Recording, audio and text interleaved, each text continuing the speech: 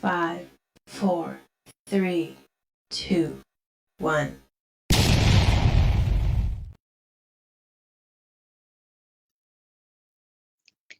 Good evening, शुभ संध्या, नमस्कार। आज है तारीख 18, माह फरवरी, दिन रविवार और मैं आई हूँ आपके सामने शिप्रा खरे, आपकी होस्ट लेट्स टॉक के 7th एपिसोड में। साहित्य शब्द का अर्थ यूं तो बहुत व्यापक है, लेकिन परंपरागत रूप से गद्य और पद्य के जो कल्पनाशील कार्य हैं, उनको साहित्य के रूप में लिया जाता है। लेखकों ने अपनी कलात्मकता को अलग-अलग विधाओं में उतारा है। आपके उपन्यास हैं, कहानियाँ हैं और कविताएँ हैं, गीत हैं, बहुत सारी विधाएँ हैं। इनमें व्यंग्य एक प्रकार की कथा विधा है, जिसका उद्देश्य शब्द की व्यंजना शक्ति को बड़े ही अर्थ पैदा करके प्रस्तुत करना होता है। इसका मकसद तो हास्यपूर्ण होता है, लेकिन इसकी रचनात्मकता समाज के मुद्दों पर ध्यानाकर्षण के रूप में सामने आती है। व्यंग्य विधा में भाषा जो है वो सबसे धारदार होती है। हम अक्सर मैं और मेरे हस्बैंड हम लोग अक्सर सफ़र करते हैं और सफ़र करते समय हम अक्सर गाड़ी में कुछ ना कुछ सुनते रहते हैं जो रोचक हो, जो मनोरंजक हो। तो कभी कविताएँ सुनते हैं, कभी हम गज़ल शायरियाँ सुनते रहते हैं। अभी पिछली ही यात्रा में हमने काका हाथरसी और अशोक चक्रधर जी को सुना और जो भी सुना उसको सुनकर एक आनंद की अनुभूति हुई, एक जागृति पैदा हुई हमारे अंदर। तो उसी वक़्त ऐसा कुछ ख़्याल आया था कि जब हमारे पास एक ज़रिया है, एक अवसर है और हमारे साहित्यकारों की जो एक मंडली है, उसमें हमारे एक मित्र व्यंग्यकार भी हैं, तो हमने सोचा क्यों ना इस विधा पर हम उनसे बातचीत करें और एक विस्तृत चर्चा इस विषय पर की जाए। तो आज डंके की चोट पर इसी कुनबे के व्यंग्यकार श्री अलंकार रस्तोगी जी को हम अपने लेट्स टॉक के 7वें एपिसोड में लेकर आए हैं। उनका बहुत-बहुत स्वागत और अभिनंदन करते हैं और मैं चाहती हूँ उनको बैक स्टेज से फ्रंट पर लाया जाए। धन्यवाद बहुत-बहुत आपका और शिप्रा जी बहुत-बहुत बहुत-बहुत धन्यवाद। कपिल बहुत-बहुत स्वागत फाउंडेशन है का आपका। शुक्रिया कि आपने मुझे अवसर दिया कि मैं आप लोगों से रूबरू हो सकूं। जी, बहुत-बहुत स्वागत है आपका और बहुत छोटी-सी एक जानकारी आपकी बारे में मैं दूँ और उसके बाद फिर आप ही अपने बारे में हमें बताएँगे कि कैसे आपको इंट्रोड्यूस क किया जाए।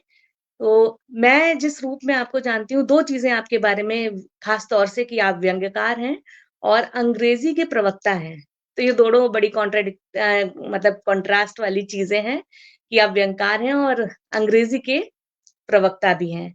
तो यहाँ से मैं पहला प्रश्न ये करूँगी आपसे कि आपने लिखने की शुरुआत कैसे की? क्योंकि करियर कहीं दूसरी दिशा में था और ये बिल्कुल एक अलग विधा है जिसमें आप लिखते हैं। तो ये कैसे शुरुआत हुई? लेखन की इस तरह से शुरुआत कैसे हुई? और इस प्रश्न का उत्तर आप दें इससे पहले मैं स्वागत कर लेती हूँ। हमारे जो भी दर्शक आज हमसे जुड़ गए हैं, उन सभी का बहुत-बहुत स्वागत है, बहुत-बहुत अभिनंदन है और मैं बीच-बीच में उनको आपसे मिलवाती रहूँगी। आप बोलिए। अ, सबसे पहले तो मैं कहना चाहता हूँ कि जो एक लेखक होता है, वो कहीं न कहीं से उसके अंदर जो वो लेखन का वायरस होता है, वो बचपन से ही होता है और वो धीरे-धीरे वायरस बड़ा होता रहता है, वो कब विकराल रूप ले लेता है, कोई नहीं जानता। तो मेरे लेखन की शुरुआत की जब मैं बात करूँ, तो मैं शायद कक्षा 8 में पढ़ता होऊँगा, तो मैंने सबसे पहले एक जासूसी कहानी लिखी थी और वो जासूसी कहानी मैंने अपने स्कूल में ही लिखी थी, किसी क्लास में खाली रहा होगा, तो मैंने वहाँ पर लिखी थी। हालाँकि जो बालपन होता है, वो उस समय का दौर था जब आप कॉमिक्स कहानियों, सीरियल्स में अपने आप को व्यस्त रखते हैं। तो परिपक्व मानसिकता नहीं होती है कि आप व्यंग्य जैसा परिपक्व लेखन कर सकें। तो मुझे ये लगता है कि यही कारण रहा होगा कि सबसे पहली जो मेरा लेखन था वो एक जासूसी कहानी का था। फिर धीरे-धीरे क्या हुआ कि घर में कहीं न कहीं मुझे ऐसा मटेरियल मिलता गया। मुझे याद है कि घर में गृहशोभा मनोरमा कहीं पर रखी थी, तो मैं उसको पलट रहा था तो मुझे पद्मश्री केपी सक्सेना साहब की का एक व्यंग्य लेख मुझे उसमें मिला। चूँकि केपी सक्सेना साहब की शैली हास्य व्यंग्य विस्तृत थी, तो बाल मन में भी मुझे वो अच्छा लगा, मैंने पढ़ा। तो उसके बाद से कहीं न कहीं मुझे लगा कि यार ये तो बहुत अच्छी लेखन है और मुझे वो बहुत प्रभावित किया। मैं लगातार उनके व्यंग लेख पढ़ता रहा और फिर आगे जैसे ही मेरी अ, समय बीता तो परसाई जी, शरद जी, इन सब के लेखन से 2-4 हुआ और मैंने महसूस किया कि कहीं न कहीं मुझे जो एक मेरे अंदर मन में एक लेखक है, वो इनसे संतुष्टि पा रहा है, इस लेखन से संतुष्टि पा रहा है। तो मैंने प्रयास किया कि अगर मैं भी ऐसा लिखूँ, तो क्या मैं लिख सकता हूँ? और मैंने लिखा और फिर अपने आप को पूर्णतः व्यंग लेखन में ही समर्पित कर दिया। तो ऐसे कुछ मेरे व्यंग लेखन की शुरुआत हुई। धीरे-धीरे तो एक पहले तो चूँकि आप शुरुआत करते हैं, तो ऐसा होता है कि अ, पहला तो काम होता है कि आप लिखिए, लिखने के बाद मन करता है कहीं छप जाए, मेरे लेखन को लोग दुनिया देखे। तो शुरुआत में तो आपका जोहरी तलैया टाइम्स में कहीं छप जाता है, तो बड़ा अच्छा महसूस होता है। फिर मेरा जो सबसे पहला बड़ा मुझे कह सकते हैं कि मुझे मंच मिला, वो दैनिक जागरण का आइनेक्स अखबार था और उसमें मैंने लगभग 10 साल लिखा है और अब मुझे व्यंग लिखते हुए लगभग 20 वर्ष हो चुके हैं और इन 20 वर्षों में अब मैं देश के लगभग सभी पत्र-पत्रिकाओं, समाचार पत्रों में मैं प्रकाशित हो चुका हूँ और अच्छा लगता है कि मेरी रचनाएँ पाठकों को पसंद आती हैं। ये तो एक नई चीज़ आपके बारे में पता चली कि आप उपन्यास लिख रहे थे और कुछ इस तरह का चीज़ लिखना चाहते थे और वहाँ से आप व्यंग में आ गए। तो एक और चीज़ बताइए, क्या कविताएँ भी लिखते हैं आप? क्योंकि अ, शुरुआत सीधे व्यंग से हुई नहीं थी आपकी। हुँ। देखिए पूर्णतः मैं व्यंग का व्यक्ति हूँ और कविताएँ मैंने जो भी लिखी हैं वो व्यंग की ही लिखी हैं। हालाँकि मैं मंच तक ज़्यादा नहीं जाता हूँ और गद्य व्यंग में ही अपने आप को लगभग मैंने अपने आप को समर्पित कर रखा है और मुझे इसमें संतुष्टि भी प्राप्त होती है। लेकिन मैंने कविताएँ भी लिखी हैं और हालाँकि जो मंची लटके-झटके होते हैं वो शायद मैं थोड़ा नहीं कर पाता हूँ, तो इस वजह से मुझे लगता है कि मैं कहीं न कहीं व्यंग के लिए सूट नहीं हो पाता। लेकिन मुझे अच्छा लगता है कि व्यंग कविता के माध्यम से आप अपनी बातों को बहुत अच्छी तरीके से कह पाते हो। जो विसंगतियाँ होती हैं उस पर आप कुछ गिने-चुने शब्दों से ही वार कर ले जाते हो और वो लोगों को समझ में भी आ जाती है। तो कविताएँ मेरे पास भी हैं और मैंने कई कविताएँ लिखी व्यंग की हैं जो लोगों को काफ़ी पसंद भी आती हैं। बिल्कुल अभी आपसे हम कविता भी सुनेंगे। तो जैसे बहुत सारी विधाएँ हैं, साहित्य की, कविता, कहानी, उपन्यास है, ये सारी चीज़ें हैं। आपने चुना व्यंग लेखन।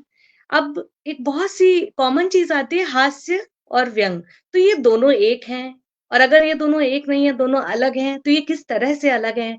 लोग इसको एक समझें या अलग समझें, कैसे आप इनको डिस्क्राइब करेंगे? बहुत ही महत्वपूर्ण प्रश्न आपने पूछा है, जो एक कह सकते हैं कि भ्रांति हमारे समाज में है। हमारे यहाँ लोग क्या करते हैं कि हास्य के साथ में एक योजक चिन्ह लगा करके व्यंग लिख देते हैं और हास्य व्यंग को एक ही शब्द मान लिया जाता है, कह सकते हैं कि वो उनको सगा भाई मान लिया जाता है। तो इनमें भाईचारा भले ही हो लेकिन सगा भाईचारा नहीं होता है। हास्य व्यंग दोनों बिल्कुल ही अलग चीज़ें हैं। हास्य और व्यंग इसलिए अलग है क्योंकि दोनों का उद्देश्य अलग-अलग है। हास्य का उद्देश्य होता है आपको मनोरंजन करना, आपको हँसाना, आपको गुदगुदाना। जबकि व्यंग का उद्देश्य है आपके अंदर मन को झंकृत करना, झचकोरना और अगर हास्य गुदगुदाता है, तो व्यंग गदा चलाता है। ये फ़र्क होता है इसमें जो हास्य और व्यंग में है, इसको एक ही तराजू में तौलना सही नहीं है और लोग जहाँ तक लोगों के मन में एक कॉन्सेप्ट होता है कि अगर ये बेकार है, तो अभी देखिए कोई ना कोई चुटकुला सुना देगा। कई लोग तो मुझसे अपेक्षा करने लगते हैं कि हाँ, अच्छा ये तो बेकार महोदय आ गए हैं, अभी कुछ ऐसी बात करेंगे कि हँसी आ जाए। और जबकि व्यंग्य कतई भी आपको हँसाने का प्रयास नहीं करता, उसका उद्देश्य हँसाना होता ही नहीं है और अगर आप उससे हँसे तो हँसी में उड़ जाती है क्योंकि व्यंग्य गंभीर विधा है। ये गंभीरता से वार करता है और उसके पीछे जो मतलब जो होता है कि जो विसंगति है उस पर प्रहार करे। उससे लोगों के अंदर जो जड़ता हो गई है उस जड़ता को मिटा सके। तो ये बहुत आमूल-चूल परिवर्तन है इसमें फ़र्क है दोनों में। और इसको अगर मैं कोई उदाहरण देकर के आपको समझाने का प्रयास करूँ, क्योंकि कई लोग जी। अभी भी समझते हैं कि हास्य और व्यंग्य एक ही चीज़ है। जैसे कि आप किसी भी ऐसे विभाग के व्यक्ति को जो जहाँ पर भ्रष्टाचार अमूमन पाया जाता है। अगर मैं उदाहरण के लिए किसी पीडब्ल्यूडी विभाग के किसी बाबू को लूँ जो खूब मोटा-तगड़ा और कहीं पे खड़ा हुआ है, तो अगर आप उसको कहते हैं कि यार ये तो उसका पेट बड़ा सा निकला है, कहते हैं तो बिल्कुल फुटबॉल जैसा हो गया बंदा, ज़्यादा खा-खा के फुटबॉल जैसा हो गया। तो आप ऐसी बातें करते हैं कि लोगों को हँसी आती है। लेकिन अगर आप ये कह देते हैं ना कि इसके पेट में न जाने कितनी सड़कें और न जाने कितने पुल समाये हुए हैं, तब आप व्यंग्य की बात करते हैं। क्योंकि आपने उसके जो विसंगति उससे फैला रखी थी, जिस विद्रूपता को वो लेके चल रहा था, उस पे आपने प्रहार किया। उसको एहसास कराया कि कहीं न कहीं जो आप गलती कर रहे हो ये है। तो ये मेन इसका मूलभूत फ़र्क होता है। बिल्कुल। बहुत ही अच्छे तरीके से आपने इस अंतर को समझाया।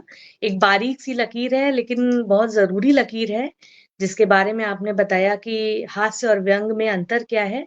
हास्य गुदगुदाता है तो व्यंग जो है वो झचकोर देता है और किस तरह से अपनी बात कही जानी चाहिए। तो मैंने कहा था कि मैं आपको रूबरू कराती रहूँगी कि कौन-कौन हमारे साथ जुड़ गया है।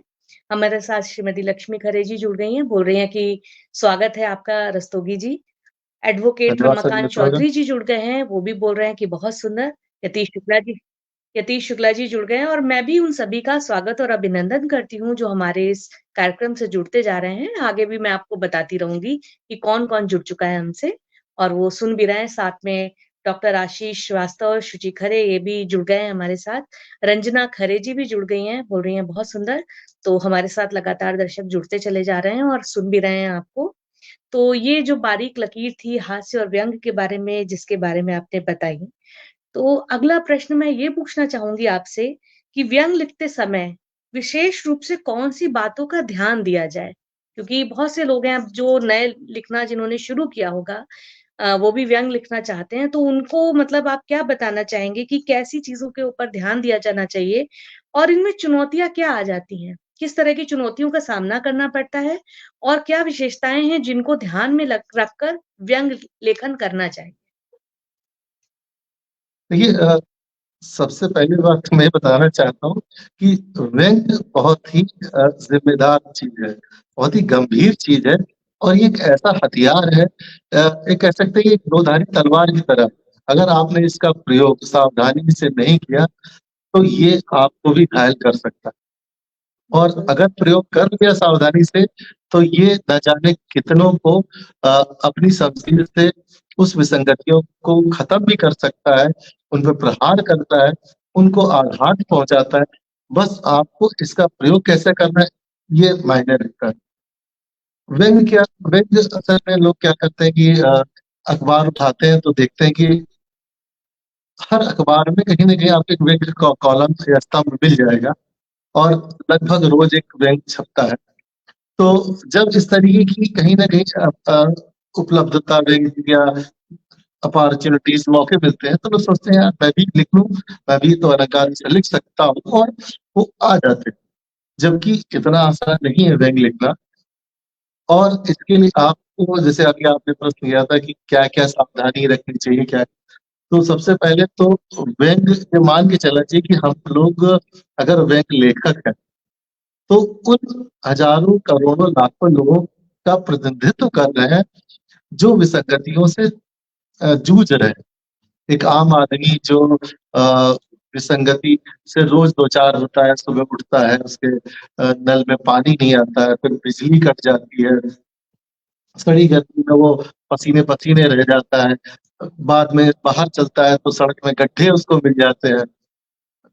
बाद में वहाँ जाता है तो ट्रैफिक पुलिस वाला उसको पकड़ लेता है और और आगे जाते हैं तो कहीं फ्रॉड कॉल्स आपको आ रही होती हैं।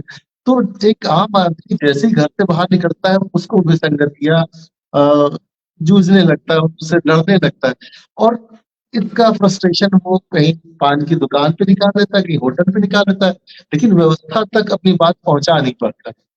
लेकिन जब हम व्यंग्यकार लोग अ, इन विद्रूपताओं को देखते हैं, विडंबनाओं को देखते हैं, तो एक ज़िम्मेदारी इस लेते हैं कि नहीं, ये बातें हमें अपने लेखन के माध्यम से उस सत्ता, उस व्यवस्था तक पहुँचानी है, जो इसका समाधान करने के लिए जिनको रखा गया। अब हमारे पास कलम है, हमारे पास व्यवस्था को ललकारने का साहस होना चाहिए। साहस इसलिए ऐसा होना चाहिए कि आप जब भी लिखें, तो वो इतना ज़्यादा सटीक हो, इतना ज़्यादा सार्थक हो कि वो प्रभाव प्रभाव पैदा करे, ना कि पिलपिला लेखन।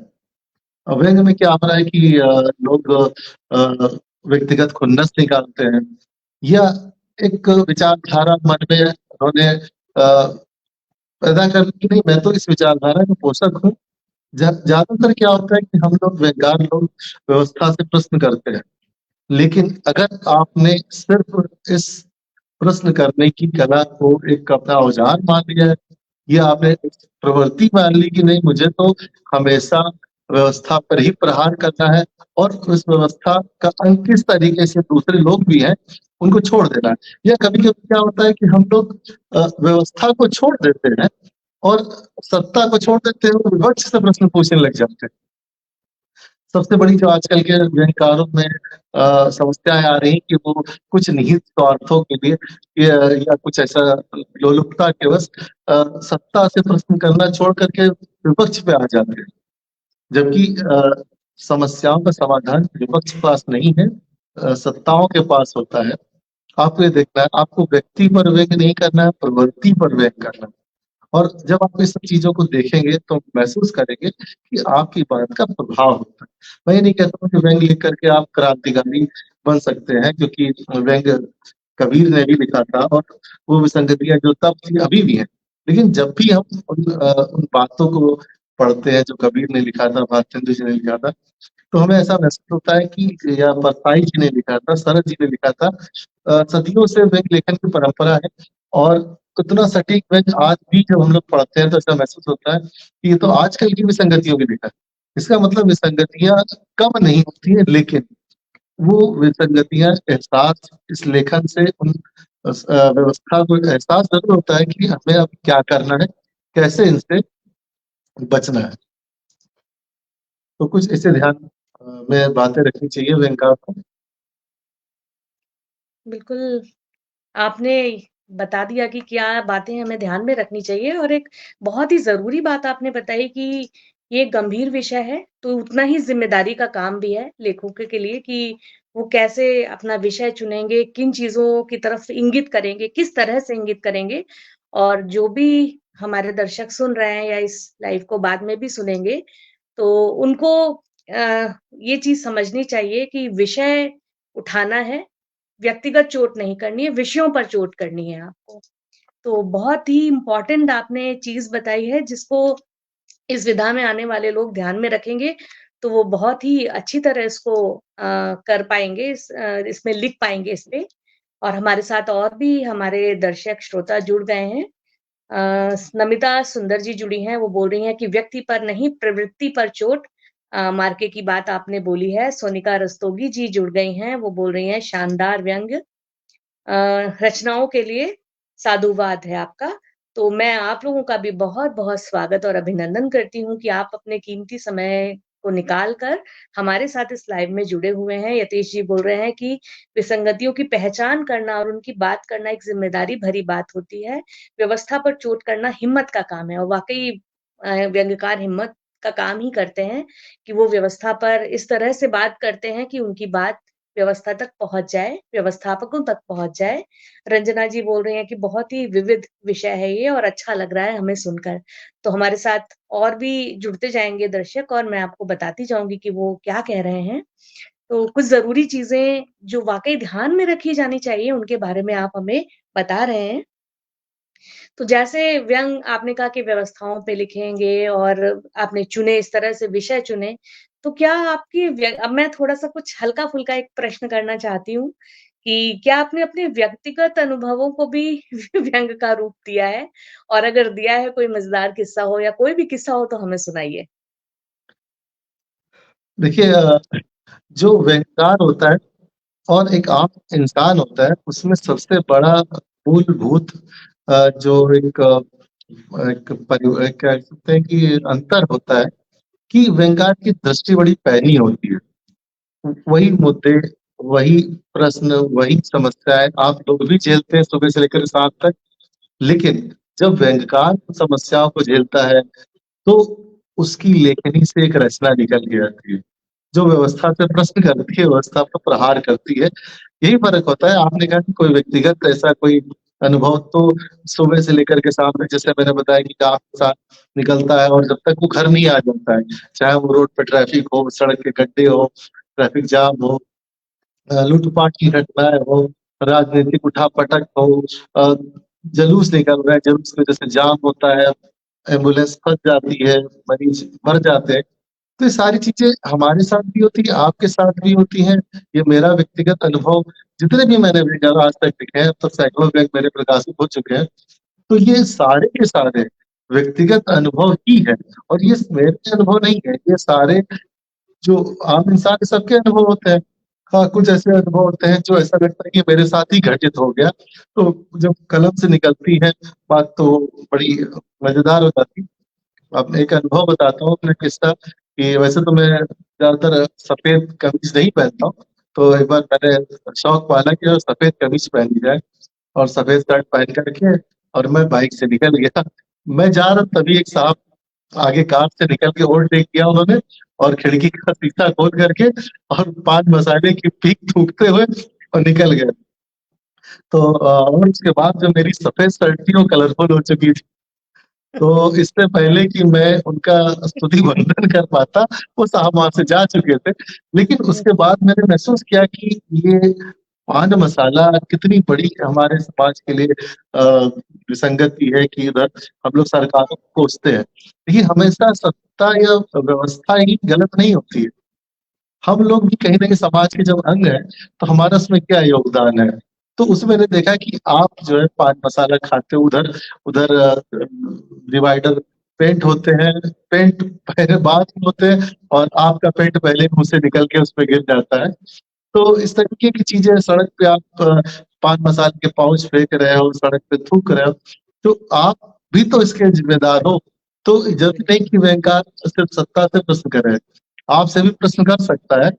तो मैंने पान मसाले का पर्व इस पे एक व्यंग्य लिखा था जो काफ़ी चर्चित हुआ था और लोगों ने काफ़ी पसंद किया था और कई क जब वो प्रकाशित हुआ था तो मेरा फ़ोन नंबर भी उसमें दिया था समाचार पत्र में और मेरे पास कम से कम 100 डेढ़ 100 फ़ोन उस दिन आए और सब लोगों ने कहा कि आपके इस व्यंग्य की वजह से मैंने पान मसाला खाना छोड़ दिया।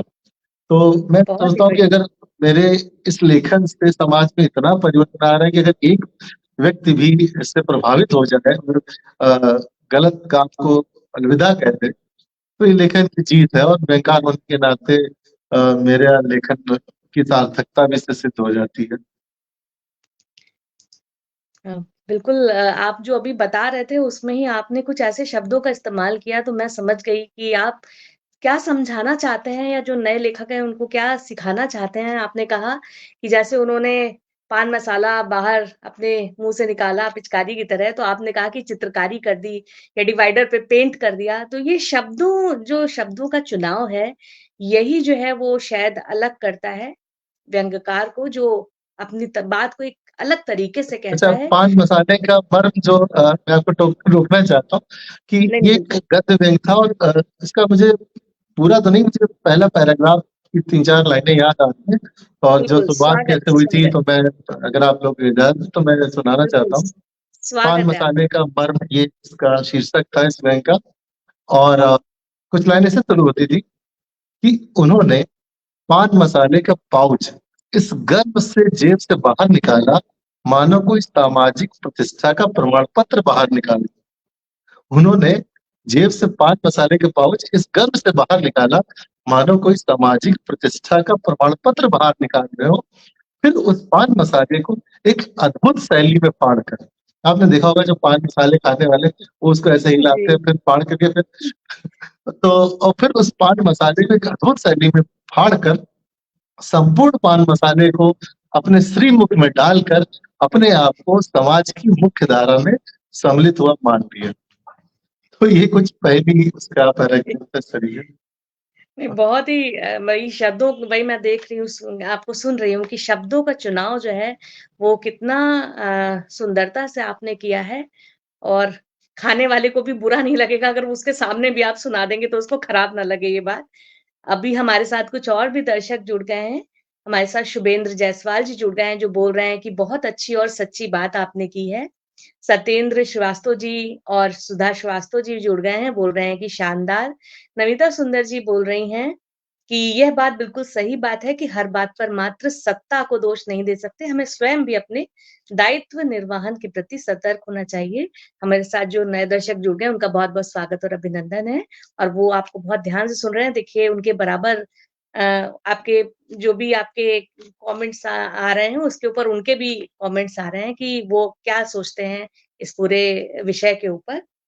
तो ये तो आपने बताया कि आपका अनुभव क्या था और इस तरह का एक किस्सा हो गया। तो आपने भी कहा कि हमारी बहुत सी रचनाएँ छपी, तो अगला प्रश्न मैं यही करूँगी आपकी अब तक कितनी पुस्तकें आ गई हैं या कितनी रचनाएँ आपने लिख दी हैं? कितनी पुस्तकें प्रकाशित हो गई हैं? इसके बारे में हमें बताइए। एक का नाम तो मैंने बिल्कुल शुरुआत में आपका इंट्रोडक्शन कराते हुए दिया था। मैं सबको बता दूँ कि डंके की चोट पर अलंकार जी की किताब का ही नाम है, जिससे मैंने शुरुआत की थी। तो बाकी आप बताइए कि और कौन-कौन सी किताबें हैं जो आपकी आई हुई हैं? देखिए जो एक लेखन होता है, परसाई जी ने एक बार कहा था कि जो व्यंग्य होता है, अगर मेरा व्यंग्य लेखन या मेरी व्यंग्य रचना विसंगतियों से लड़ते हुए रोज मरती है तो मुझे खुशी होगी। यानी कि मैं अपनी रचना को विसंगतियों से लड़ते हुए रोज मरते हुए देखना चाहता हूँ। तो उनका ये कहना था कि जो लेखक होता है, व्यंग्य लेखक विशेषकर, वो रचना इसलिए नहीं लिखता है कि वो एक साहित्यकार बन जाए, वो ऐसी कालजयी रचना की स्थापना कर दे या रचना कर दे जो बरसों तक उसका नाम अमर कर दे। ये परसाई, हरिशंकर परसाई जी का कथन था। तो उन्होंने लगातार व्यंग्य स्तंभ लिखे, व्यंग्य कॉलम्स लिखे और उन्होंने विसंगतियों पर प्रहार किया। कई ऐसे रचनाएं रची, वो तो बहुत सटीक लिखते थे और व्यक्तिगत रूप से भी लिख देते थे नाम लेकर के, जो आजकल संभव नहीं है, ऐसा साहस लोगों के पास। तो उनका ये कहना था कि रचना आप विसंगति से लड़ने के लिए करिए, ना कि उसको लिख करके अपने आप को महान सिद्ध करने के लिए। ये एक पहलू होता है। लेकिन जब आप लगातार लिखते रहते हो, कुछ तत्कालिक रचनाएँ होती हैं, कुछ सर्वकालिक रचनाएँ होती हैं, तो पाठक वर्ग जो होता है वो चाहता है कि आपकी कुछ सर्वकालिक रचनाएँ ऐसी हो, जिनको वो बार-बार पढ़ सके। जो कि अगर समाचार पत्र या पत्रिकाओं में आपकी रचनाएँ प्रकाशित होती हैं, तो उनकी कुछ उम्र होती है, कुछ समय बाद अखबार एक दिन बाद बेकार हो जाता है, पुराना हो जाता है और पत्रिकाएँ महीने भर बाद। तो यही कारण है कि पाठकों की माँग पर हम लोग को अपनी किताबें लानी पड़ती हैं और मेरा सौभाग्य है कि दर्शकों का प्यार ऐसा रहा है कि जो मेरी जितनी भी पुस्तकें आई हैं वो काफ़ी चर्चित रही हैं, लोगों की डिमांड रही, बेस्टसेलर भी हुई। तो 2014 में जो मेरा किताब का पहला सिलसिला शुरू हुआ, वो था खुदा झूठ ना लिखवाए। उसके बाद 2016 में आई सभी विकल्प खुले हैं। 2018 में आई दो टूक और 2020 में आई डंके की चोट पर। और इस डंके की चोट पर किताब पर मुझे उत्तर प्रदेश हिंदी संस्थान का शरद जोशी सम्मान भी प्राप्त हुआ था। और 2022 में आई है जूते की अभिलाषा। 2024 में आई है अलंकार रस्तोगी के बेहतरीन व्यंग्य और अलंकार रस्तोगी के चयनित व्यंग्य एक दूसरी पुस्तक है। और अभी एक और पुस्तक आने वाली है जिसका शीर्षक है घातक कथन।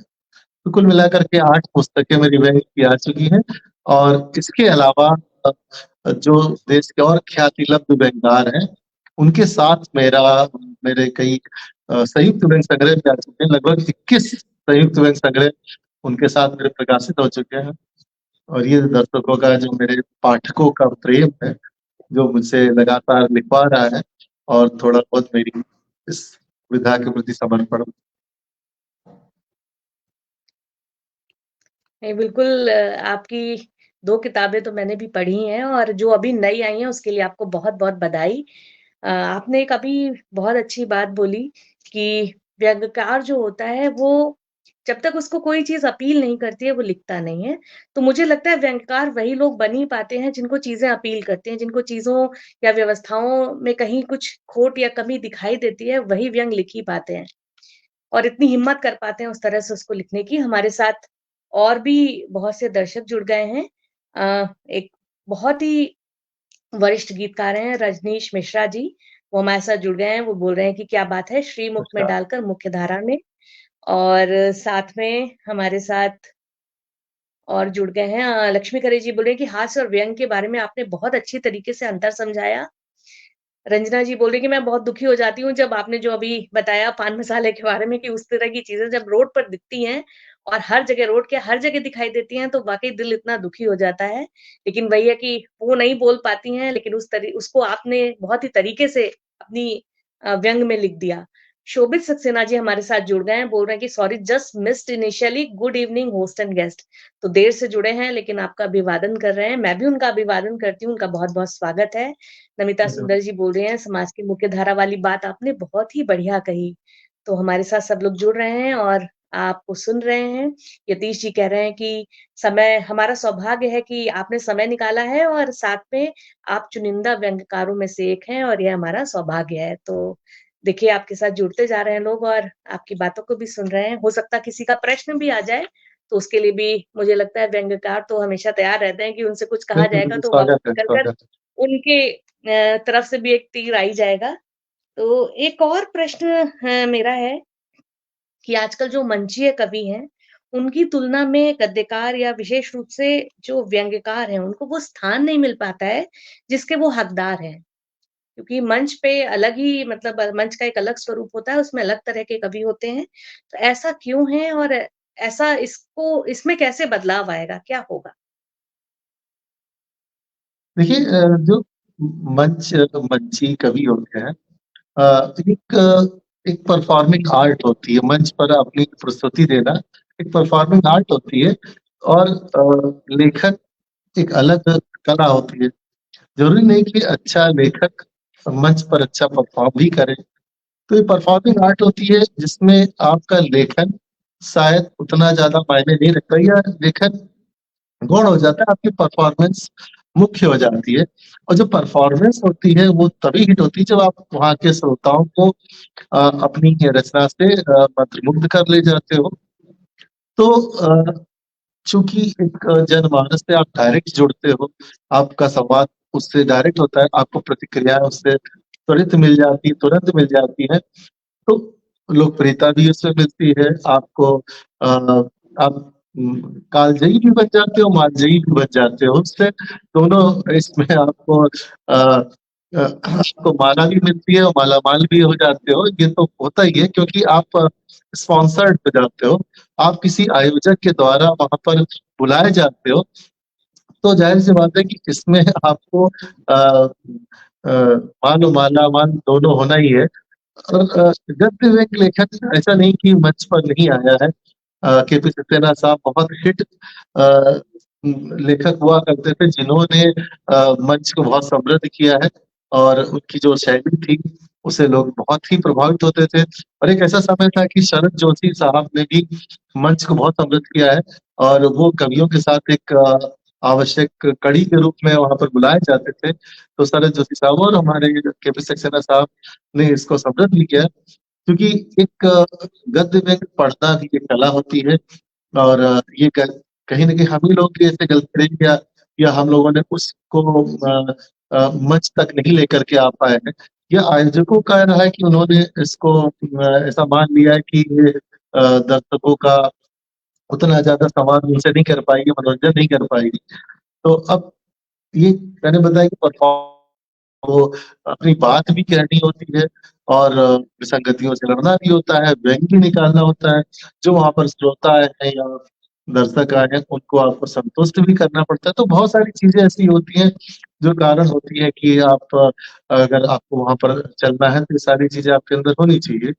और मुझे लगता है कि कुछ लोग आगे आए भी हैं, जो इस पे अच्छा काम कर रहे हैं। चंपा सरन जी इस समय बहुत अच्छा इन्होंने गद्य बैंक को लेकर के कवि सम्मेलन में बहुत अच्छा काम किया है। तो ऐसी बात नहीं कि स्कोप नहीं है, बहुत स्कोप है और अच्छा भी करते हैं। अब ये डिपेंड करता है किसी को बहुत उसमें आनंद की अनुभूति होती है तो उसमें जाता ही है। और चूंकि अगर मैं गद्य बैंक की बात करूं तो आजकल का जो लोग हैं या आजकल के जो लेखक हैं, मैंने खुद कई लोगों से व्यक्तिगत रूप से बात की कि यार तुम गद्य में क्यों नहीं आना चाहते हो। अगर मैं अपनी बात करूं तो लखनऊ के जो ये युवा व्यंगकार, मुझे लिखते हुए लगभग 20 साल हो गया है और अभी भी मुझे युवा व्यंगकार ही का टैग मिला हुआ है, क्योंकि मेरे बाद कोई पीढ़ी नहीं आने वाली पीढ़ी जो है इस विधा में शैली में उसने अपने आगे आने का प्रयास नहीं किया है। कारण ये रहा कि ये जो गद्य व्यंग होता है ये आपसे समय की मांग करता है। आपकी जो रचना धर्मिता है ये हर बार नहीं चाहिए उसको। अगर आपके पास कुछ अच्छी कविताएं हैं और आप उनको अच्छी तरीके से परफॉर्म कर सकते हो तो कुछ चुनिंदा कविताओं से आप अच्छे मंच को संचालित कर पाओगे और आप मंच पर हिट हो सकते हो। लेकिन अगर आप गद्य व्यंग लिख रहे हो तो अगर आपने 1000 रचनाएं रची है तो आपने 1000 रचनाएं अलग अलग रची होगी, 1000 बार छपी तो 1000 रचनाएं छपी होगी। तो इतनी वेरिएशन, इतनी साधना इसमें है, ये शायद जो आजकल की जो पीढ़ी आ रही है उसमें नहीं है। वो उनके गोल्स, उनके टारगेट, उनके आइडिया तुम्हारे स्वास्थ्य बन जाते हैं साहब। जो एक सो कॉल्ड लग्जरी कवि है कि हाँ पाते हैं और परफॉर्म करते हैं, सीटियां तालियां बजवाते हैं और लाखों रुपए देकर के चले जाते हैं। तो एक उन्होंने ऐसे मानक सेट कर दिया है कि हर व्यक्ति उनमें अपना भविष्य देखता है, उनके जैसे कवि के रूप में। तो ये सुविधा यहाँ पर उपलब्ध नहीं है। गद्य वेग के साथ यहाँ पर आपको बहुत धैर्य पूर्वक और बहुत ही साधना से तपस्या करके आपको यहाँ तक आना पड़ता है। नहीं तो पंसाई बनना, जोशी बनना, ये कम लोग हैं आजकल। कवि तो लाखों आपको मिल जाएंगे, लेकिन इस क्षेत्र में आना इसीलिए मुझे लगता है कि आने वाली पीढ़ी थोड़ा सा इसमें कतरा जाती है, क्योंकि इसमें आपको उतना लाइमलाइट नहीं है और आप बहुत धीरे धीरे जा करके कहीं स्टैब्लिश हो पाते हो।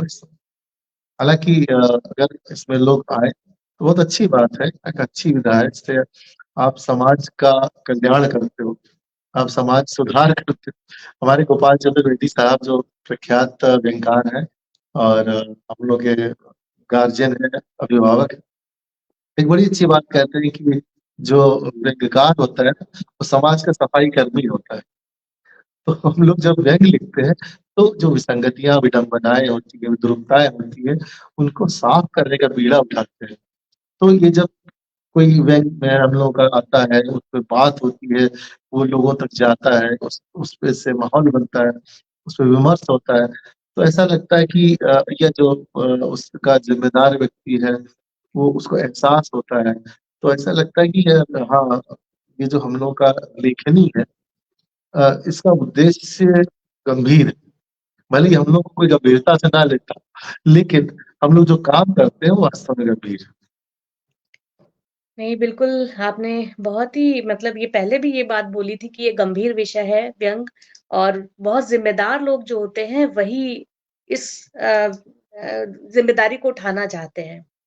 तो और एक आपकी पीड़ा भी सामने आई कि मैं आप अभी भी 20 साल के लेखन के बाद आप अभी भी युवा व्यंग्यकार क्या कार ही कहलाते हैं, क्योंकि ये पीड़ा आगे भी है और ये आनंद वाली बात है कि युवा का टैग लगा हुआ है। युवा का लगा कौन है, युवा बिल्कुल नहीं रहना सही चाहेगा। बिल्कुल सही बात है, युवा कौन नहीं रहना चाहेगा, बिल्कुल बढ़िया बात बोल दी आपने, तो दिल को तसल्ली देने का भी अंदाज़ बड़ा अच्छा लगा ये आपका। तो ये भी सही बात है, पीछे जो आने वाले जो अब आगे की पीढ़ी है, वो इस विधा की तरफ बहुत ही गंभीरता से नहीं देख रही है, ये बिल्कुल सही बात है क्योंकि नहीं पढ़ने को मिलता है। देखिए, आजकल तो क्या है सोशल मीडिया एक प्लेटफ़ॉर्म बन गया है, जहाँ पर हम पढ़ा करते हैं, सभी लोग आ गए हैं उस पर। जो वरिष्ठ हैं वो भी हैं, जो युवा हैं वो भी हैं और जो नवांकुर हैं वो भी वहीं आ गए हैं। सबको हम पढ़ते हैं लेकिन कविता सब कुछ लिखना हर कोई कविता लिखना चाहता है, हर कोई कवि बन जाना चाहता है। आपने जो विश्वास जी की बात करी वो भी बिल्कुल सही है कि वो रोल मॉडल उनको मानकर सब कविता लिखना चाहते हैं, लेकिन व्यवस्था के ऊपर बोलना बोलने की हिम्मत नहीं हर कोई कर पा रहा है, क्योंकि बहुत ही मुश्किल काम है। यतीश जी बोल रहे हैं कि व्यंग्यकार समाज की विसंगतियों का सफाईकार। और माला और मालामाल वाली बात आपने बहुत ही बढ़िया कही, यतीश जी कह रहे हैं। और अलंकार जी चिर युवा व्यंग्यकार हैं। बिल्कुल सही बोल रहे हैं यतीश जी, आप कि शुक्रिया आप जी। चिर चिर युवा व्यंग्यकार हैं आप। तो मैंने आपका एक व्यंग्य सुन रखा है जो मुझे बहुत पसंद आता है, व्यवस्था पे बहुत ही बढ़िया तरीके से प्रहार भी करता है, जो 5 साल वाला है। अगर आप सुनाना चाहें तो हमें सुनाइए। अच्छा, चलिए वैसे तो देखिए लोग कहते हैं कि यार जो भी कुछ कहते हो आप लोग हमेशा बेकार राजनीति के ऊपर क्यों, नहीं, राजनीतिज्ञों के आप ऊपर जो क्यों भी सुनाना पीछे चाहें। पड़ा रहता है। तो समस्या क्या होती है कि हम लोग जब अगर टीवी खोलते हैं तो सुबह जिसकी 4 महीने पहले जिसको हमने सरकार बनाई थी वोट दे करके, और जो विपक्ष में पार्टियां लड़ रही थी, वही पता चलता है कि यार सोए तो थे हम लोग उनको बहुमत दे करके, और जब उठे तो पता चला कि जो आपस में लड़ रहे थे उन्होंने गठबंधन बना लिया और हम लोग विपक्ष में आ गए। जिस जनता से वोट लिए वो विपक्ष में आ चुकी है और वो लोग सत्ता में आ चुके हैं। तो जहाँ ऐसी विश्व के सबसे बड़े प्रजातंत्र होने का हम लोग दम्भ भरते हैं, उसके बावजूद भी प्रजातंत्र आजकल, या कह सकते हैं लोकतंत्र आजकल, प्रजातांत्रिक सरकारें आजकल रिजॉर्ट में बनती है। तो ये ईवीएम और बूथ से नहीं बनती है, हम लोगों से नहीं बनती है। हम लोग चाहे इतना वोट दे रहे हैं, लेकिन आखिरी में सरकारें जो है वो रिजॉर्ट में बनती हुई पाई जाती है। और जब नेता कैसा होता है, जैसे अभी एक साहब हमारे बिहार के हैं, तो पता ही नहीं चलता वो कहाँ जाते हैं, कुछ समझ में नहीं आता। तो नेताओं के दल बदल पे मैंने 2 लाइनें लिखी थी, तो कहिए आपको मैं सुना देता हूँ। स्वागत है। देखिए इसमें व्यंग की स्वागत है तासीर भी आपको मिलेगी कि जो व्यंग होता है वो हंसाएगा नहीं, यह आपको कहीं सोचने मजबूर करेगा कि नेता का दल और सांप का केचुल बदलना, नेता का दल और सांप का केचुल बदलना एक सी मजबूरी है। नेता का दल और सांप का केचुल बदलना एक सी मजबूरी है, और दोनों ही प्रक्रियाएं इनके लिए बेहद जरूरी है। नेता का दल और सांप का केचुल बदलना एक सी मजबूरी है, और दोनों ही प्रक्रियाएं इनके अस्तित्व के लिए बेहद जरूरी है। और न जाने जनता इस आवरण परिवर्तन पे क्यों रोती है, न जाने जनता इस आवरण परिवर्तन पर क्यों रोती है।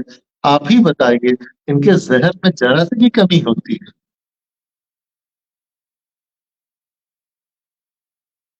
तो ये दल बदल बहुत ही पे बढ़िया। आप एक जनता सोचती है कि यार मैंने तो इसको इसलिए वोट दिया क्योंकि ये इस दल की आइडियोलॉजी, इस दल के दर्शन, इस दल के प्रोग्राम पर काम करता है। आपने तो उसको वोट दे दिया, लेकिन उसके बाद पता चलता है कि वो साहब अब इस दल के नहीं रहे। आम जनता जो होती जब मरती है तब कहते हैं वो तो यार वो साहब नहीं रहे, लेकिन हमारे यहाँ नेता लोग जीते जी नहीं रहे वाले मूड में चले जाते हैं। ये सबसे बड़ी समस्या आती है।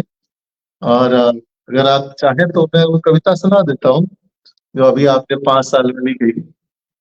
जी, बिल्कुल, बिल्कुल, स्वागत है आपका, समय है स्वागत आपके है। पास? हाँ, बिल्कुल समय है, आप स्वागत है, सुनाइए। अच्छा, तो ये इसका शीर्षक है प्रजातांत्रिक व्यवस्था। कि हम लोग बड़े ही प्रजातांत्रिक देश में रहते हैं और सोचते हैं कि हम लोग जो है, हम लोग को एक जो वोट देने का अधिकार है, सबसे बड़ा अधिकार संविधान ने दिया है, जिससे हम लोग जनता सरकारें बनाने की बिगाड़ रही। तो एक सवाल है नेताजी से, एक ऐसा ही नेताजी जो 3 बार जीत चुके हैं, यानी 15 साल से सदन में जा चुके हैं, और ये चौथी बार भी आए हैं वोट मांगने के लिए। तो ये सीन है, देखिएगा कि एक नेताजी स्वागत। चौथी बार टिकट झटक गए।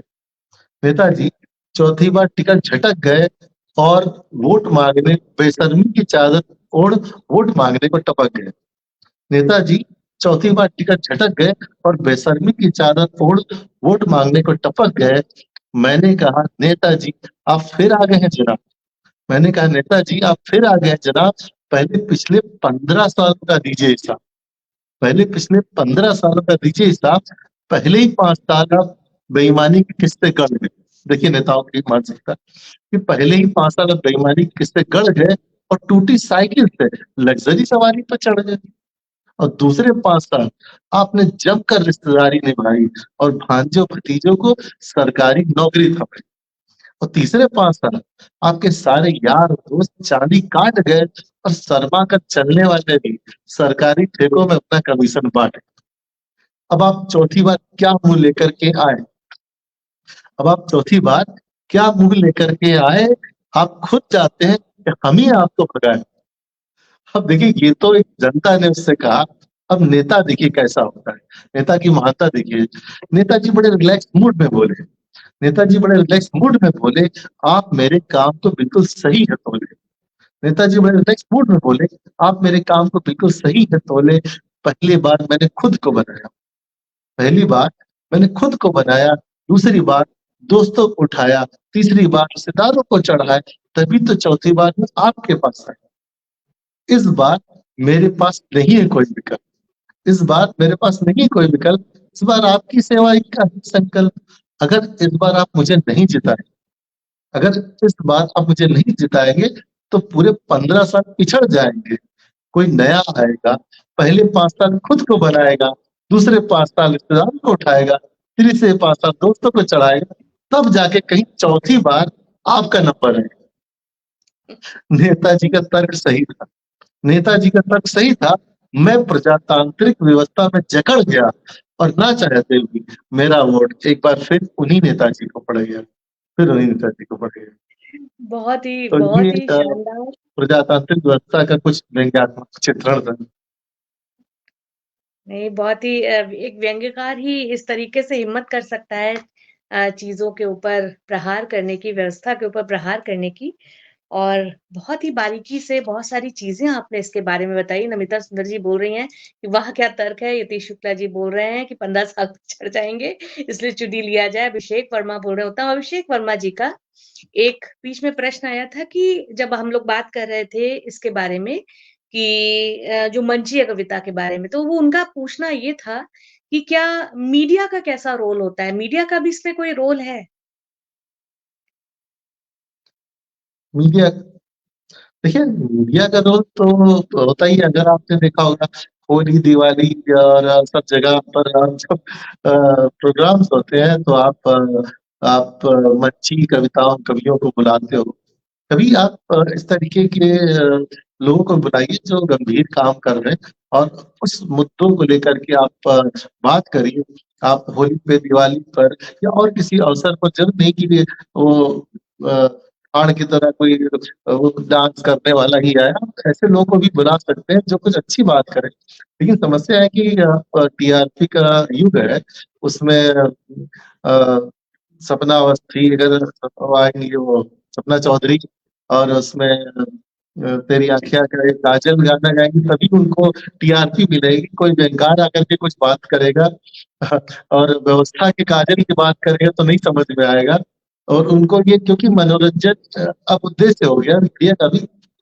ये चौथा स्तंभ था, अभी चौथा स्तंभ कितना मजबूती से काम कर रहा है, ये तो आप उसकी जब सर की जाने वाली सीढ़ी के बारे में देखते हैं तो खुद ही महसूस कर पाते होंगे।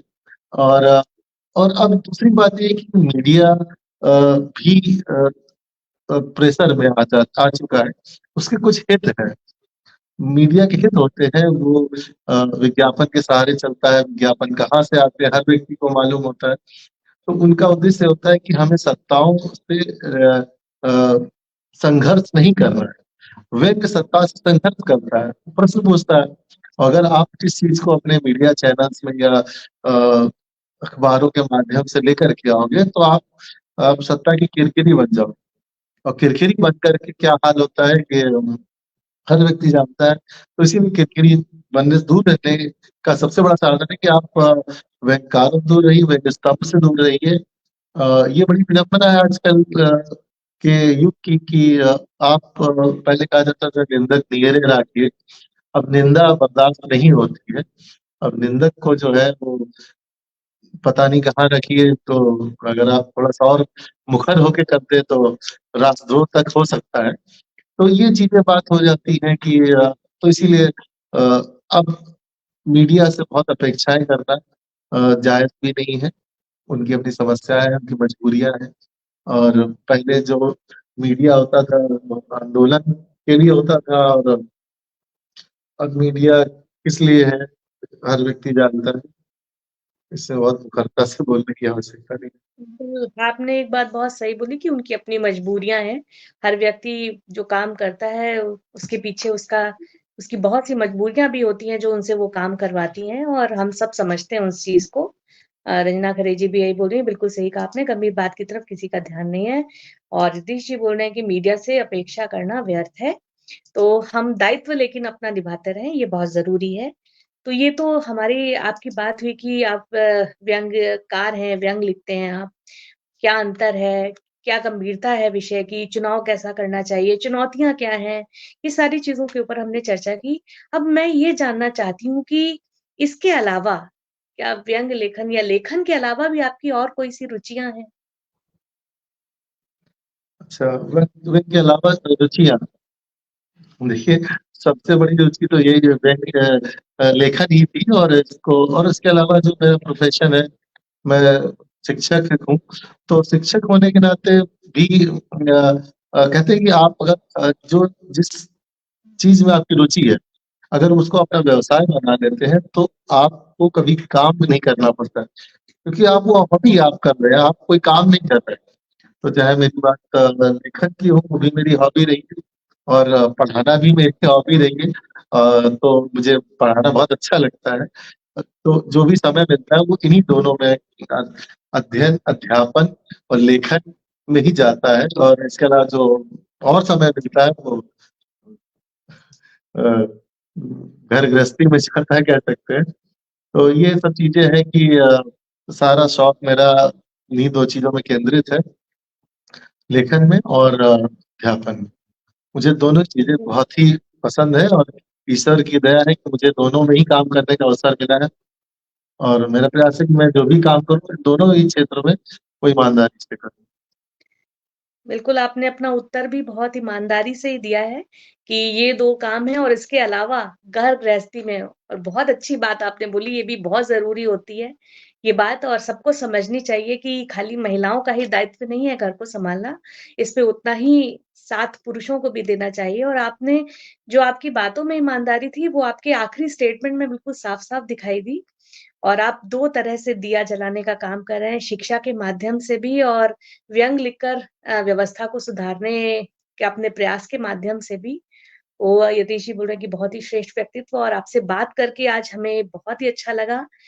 ये सारी बातें जो आपने बताई हैं वो अ, इस माध्यम से हमारे इस लाइव के माध्यम से बहुत सारे युवाओं तक पहुँची होंगी जो लेखन में अपना मैं कह सकती हूँ व्यवसाय भी बनाना चाहते हैं, तो वो भी इसकी बारीकियों को समझकर अगर अच्छी तरीके से इसको लिखेंगे, तो क्योंकि आजकल बहुत सारे तरह के प्लेटफ़ॉर्म उनको मिल गए हैं जिससे वो अपना इसको प्रोफ़ेशन में भी कन्वर्ट कर सकते हैं। तो वो भी कर सकते हैं और इन बारीकियों का ध्यान रखें और अगर आप इन सब चीज़ों का ध्यान रखकर व्यंग का लेखन करेंगे, तो निश्चित रूप से आपके ऊपर किसी तरह के कोई दबाव भी नहीं पड़ेंगे और आप अपनी बात को भी बहुत ही सरलता और सहजता से कह पाएँगे। बिल्कुल सही अलंकार जी, आपने इतना समय हमको दिया आज अपने इतने सारे मतलब इतने व्यस्ततम शेड्यूल में से उसके लिए हम आपका बहुत-बहुत धन्यवाद करते हैं। हमारे जो भी दर्शक आज हमसे इतनी देर तक जुड़े रहे हैं, उनका भी हम बहुत-बहुत धन्यवाद करते हैं और एक खूबसूरत से लाइव को आज आपने हमारे साथ किया, इसके लिए बहुत-बहुत आभार। शुभ संध्या सभी को। आपका गुड भी नाइट। बहुत-बहुत धन्यवाद शिप्रा जी, कैपिटस फाउंडेशन का धन्यवाद और जितने भी दर्शक आज मुझसे जुड़े हैं, उन सबका धन्यवाद और आपने मेरी बातों को इतनी गंभीरता से सुना, हालाँकि व्यंग्यकार को तो बहुत गंभीरता से कोई लेता नहीं है क्योंकि आजकल की जो माहौल है, उसमें गंभीरता वाली बातें मनोरंजन में पाई जाती हैं। तो लेकिन फिर भी आप लोगों ने इसमें मनोयोग से इसमें अपना योगदान बनाए रखा है इस परिचर्चा में। ये बहुत अच्छी बात है और शुक्रिया, धन्यवाद आप सबका इस बहुत-बहुत धन्यवाद। मंच के लिए। इस परिचर्चा में जितने भी लोग जुड़े रहे, उनका बहुत-बहुत धन्यवाद। सभी को शुभ रात्रि, गुड नाइट। धन्यवाद।